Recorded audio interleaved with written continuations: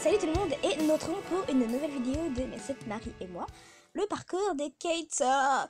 Alors la dernière fois nous nous étions laissés avec le fait qu'on a embrassé sans faire exprès le petit Keita. Mais d'ailleurs j'ai grave dû le lire en diagonale parce que je sais pas comment on s'est retrouvé à l'embrasser. Enfin on n'a pas fait exprès, hein, c'est vraiment juste nos lèvres se sont touchées. Mais je sais pas comment on était positionnés pour faire en sorte que nos lèvres se touchent. Enfin soit, on va continuer. Le lendemain, en ouvrant les yeux à mon réveil, je portais machinalement la main à mes lèvres en souvenir de ce qui s'était passé la veille. Et j'avoue, il avait archi fui. Ce con, il avait fui. Ne fuis pas tes responsabilités. Je suis navrée, mademoiselle. Bonne nuit.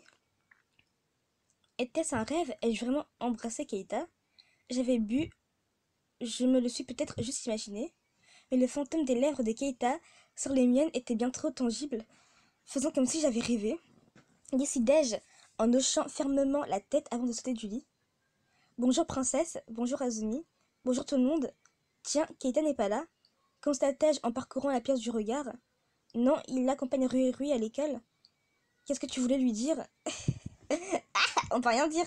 Rien, c'est juste que j'étais surprise de ne pas le voir, encore une fois. Finalement, j'étais assez soulagée de ne pas encore me retrouver face à lui. Tu t'inquiètes beaucoup de Keita en ce moment, je trouve Azumi. Quoi? Ce n'est pas vrai? C'est nous tes maris, n'oublie pas. On va finir par être jaloux. Je suis désolée.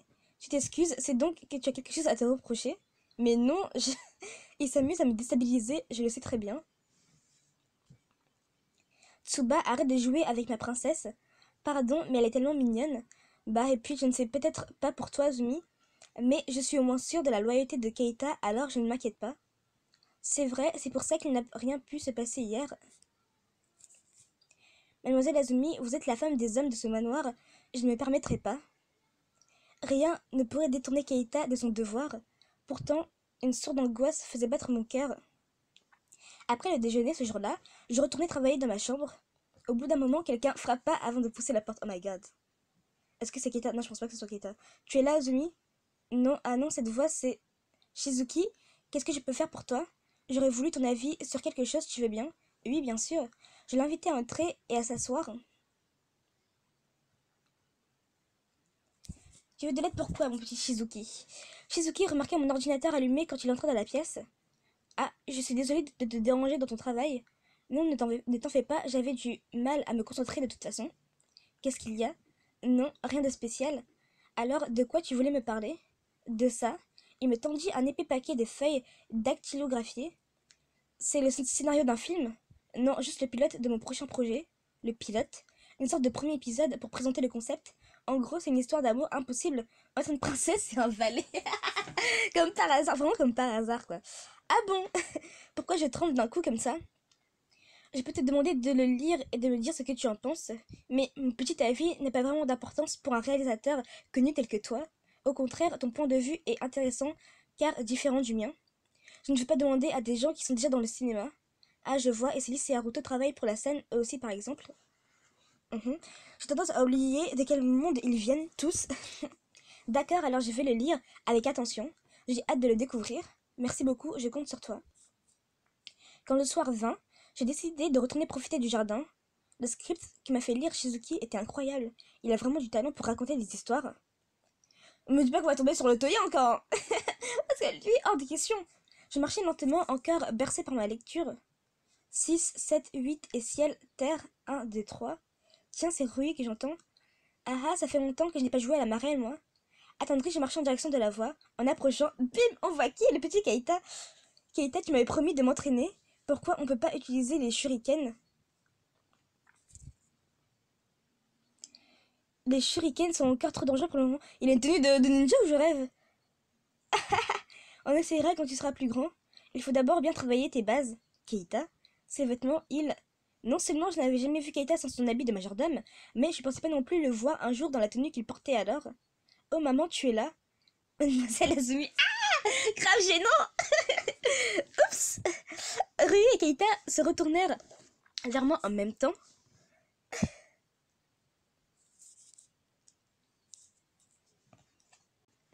Tu es rentré de l'école, ça y est, c'était bien? Ouais, pas trop mal. À quel jeu vous jouez tous les deux?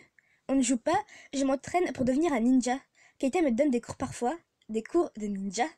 J'interrogeais Keita du regard, mais il baissa les yeux avant qu'il puisse rencontrer les miens. S'il réagit comme ça, c'est parce qu'il s'est réellement passé quelque chose hier soir.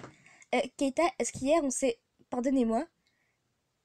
Me coupa-t-il rouge jusqu'à la racine des cheveux et le regard résolument fixé sur ses pieds. Je ne voulais pas, mademoiselle. Je ne me serais jamais permis de... Keita relève la tête. Ce n'était pas de ta faute. Cela veut dire que vous me pardonnez? Il n'y a rien à pardonner, c'était juste un accident. Il ne s'est rien passé du tout, d'accord? D'accord. Pourtant, le malaise entre nous refusait de s'évaporer. Comme je me souviens à coup de Rui qui nous observait depuis tout à l'heure. De quoi vous parlez? Pardon, Rui, de rien du tout. Mais vous êtes tout rouge, je vous signale. C'est bizarre.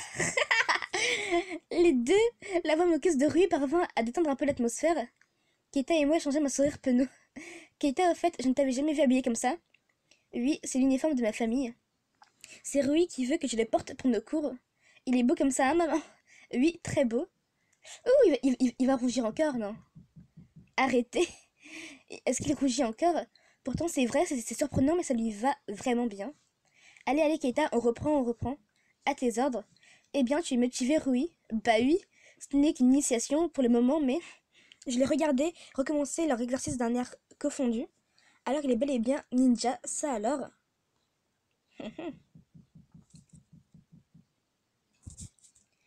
Je m'installai en souriant sur l'herbe pour les regarder s'entraîner. Rui, arrêtons-nous là pour aujourd'hui, d'accord? Quoi déjà? Monsieur, votre père rentre tôt ce soir. Est-ce que vous avez fini vos devoirs? Ah, j'y vais, je me dépêche. Merci Keita, à plus. À plus tard. Rui retourna vers le manoir à toutes jambes. Quand il eut disparu derrière les portes, mon regard revint sur Keita. Alors comme ça, tu es vraiment ninja? Vous ne me croyez pas? Demanda-t-il avec un sourire rayonnant. Je pensais qu'ils avaient disparu. Je suis un héritier de l'école Iga. À l'époque Meiji, les ninjas ont cessé d'être nécessaires, leurs missions ont changé. Beaucoup se sont reconvertis dans l'armée ou la police. Notre famille a décidé de déménager à Tokyo et de continuer à vivre selon notre voie ancestrale, me raconta-t-il tout naturellement. Je n'avais plus aucun doute sur la véracité de cette histoire. Et avec le passage du temps, notre travail, notre technique a évolué. Aujourd'hui, nous mettons notre art au service de la protection des personnes, du développement des arts martiaux ou encore des renseignements généraux. Je vois. Nous agissons dans l'ombre pour la protection des personnes bénéfiques à notre nation. C'est notre credo aujourd'hui. On ne lance plus de shuriken par exemple. Ah bon? J'ai appris à en lancer donc je peux théoriquement m'en servir, mais nous protégeons maintenant, nous n'attaquons plus. Quelque part j'étais rassurée. J'avoue que j'aurais été déçue de lui découvrir un goût pour le sang. Mais alors tout le monde est au courant que tu es un ninja? Ce n'est pas grave. Je croyais que le propre des ninjas c'était d'être caché. Les gens ne me croient pas de toute façon quand je le dis. Même Haruto et Toya, que je connais depuis tout petit, en doutent encore, j'en suis sûre. Vous ne m'avez pas cru non plus, n'est-ce pas, mademoiselle Azumi? Souligna-t-il d'un air malicieux. Tu veux que je te crois maintenant. Tu voudrais que je te croie? Demandai-je, incapable de déchiffrer son expression. La seule chose que je puisse faire, c'est laisser votre cœur en décider, mademoiselle Azumi. M'en pensez-vous capable d'un si gros mensonge? Il pouffa en haussant les épaules mystérieusement. Je te crois. Non, je ne pense pas que tu sois capable de me mentir à ce point les yeux dans les yeux. C'est un compliment, conclut-il avec un grand sourire. Son expression, soudain, si vulnérable, m'émut étrangement. C'est le début de l'amour. L'air s'est rafraîchi, non? Nous devrions rentrer à l'intérieur. Oui. Mademoiselle Azumi, son expression se fait soudain très sérieuse. Quand tous vos maris seront rentrés, je voudrais vous parler de quelque chose. Ah, ça vous concerne et c'est très important. C'est à propos de ma tentative d'enlèvement. Vous voudriez bien être là pour ça? Oui, bien sûr.